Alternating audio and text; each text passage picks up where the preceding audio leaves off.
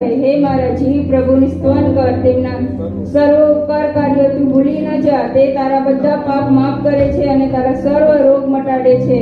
તે તારા જીવનને મૃત્યુના ગર્તમાંથી ઉગારે છે અને તને પ્રેમ અને રહેમનો મુંગટ પહેરાવે છે. તે તને જીવન પર ઉત્તમ વસ્તુઓથી તૃપ્ત કરે છે, જેથી ગરુડની જેમ તારું યૌવન તાજું થાય છે.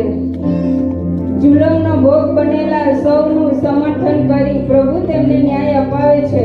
તેમણે પોતાના માર્ગો મોશેને પ્રગટ કર્યા અને ઇઝરાયેલના લોકોને પોતાના પરાક્રમી કાર્યો દેખાડ્યા. પ્રભુ દયાળુ અને કૃપાળુ છે. તે કોપ કરવામાં ધીમા અને પ્રેમથી ભરપૂર છે.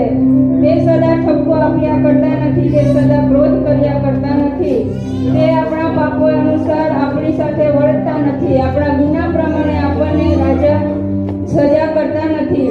કારણ જેમ પૃથ્વીથી આકાશ ઊંચું છે, તેમ તેમના ભક્તો પર તેમનો પ્રેમ અગાધ છે. ઉદયાસ્તલથી અસ્તાચલ જેટલું દૂર છે, તેટલા તે આપણાથી દૂર છે. જેમ પિતા પોતાના સંતાનો પ્રત્યે દયાળુ હોય છે, તેમ પ્રભુ પોતાના ભક્તો પર દયાળુ છે.